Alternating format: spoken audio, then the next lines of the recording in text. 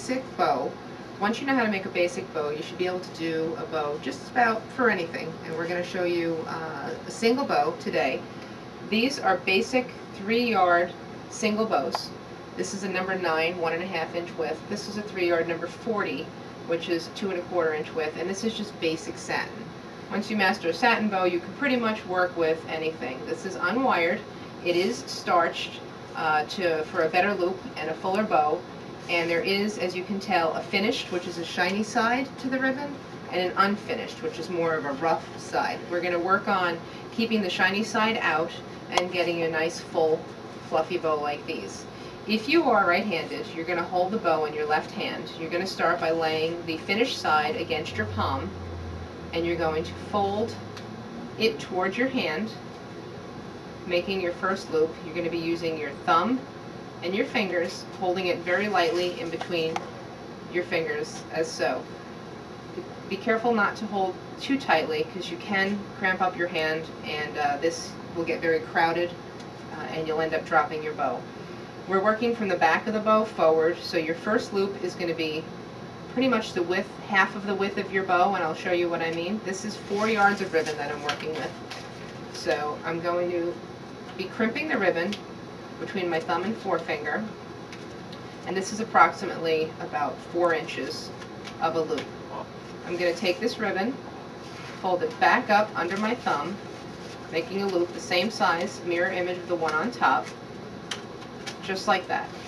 And this, I know when my bow is finished, will be the finished width of my bow. I'll be working my way inward. Now, to keep the shiny side out, you need to twist the ribbon directly at your thumb, because you're always going to be folding your ribbon towards your thumb. I'm going to make another loop, and when you make your loops, they can either be the same size as the one before it or a little bit smaller to give you that layered look. Once again, you have to half twist the ribbon and fold up towards your thumb, mirroring the same loop that you made, same size as the one above, keeping your fingers nice and loose. I'm going to twist the ribbon again right by my thumb, making another loop, holding it down towards my thumb, either the same size or a little bit smaller than the ones I just made. Half twist, fold towards your thumb.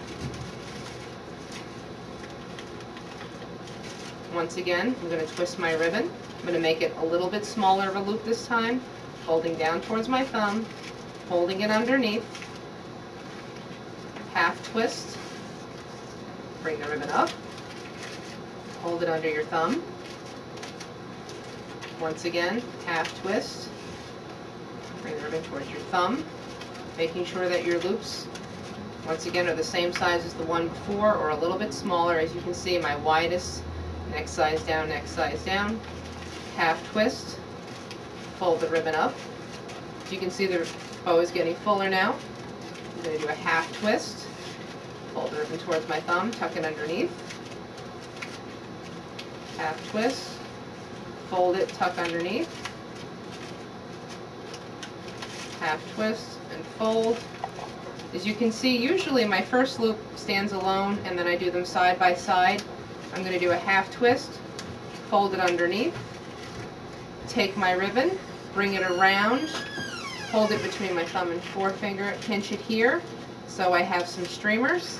I'm going to take my wire, putting my wire over where my thumb is, putting it through the streamers, pulling it through the back, where you can see I bring it between my forefinger and my middle finger. If you pull the bow towards you, as you're pulling the wire away, and you twist it a couple times, make sure that your wire is very tight. You can take your ribbon, pulling the loops out to the sides, and you can pull them quite forcefully. As long as your wire is tight, your loops will not let go, and actually manipulate them and put them exactly where you need them to be. Sometimes it's just the shaping of the bow that's the hardest part. Once again, you can see as we made our loops smaller and smaller, you have a layered look. If you would have left them all the same size, we would have one big, round, very puffy bow. From here, what I do is I will take my streamers, hold my bow upside down,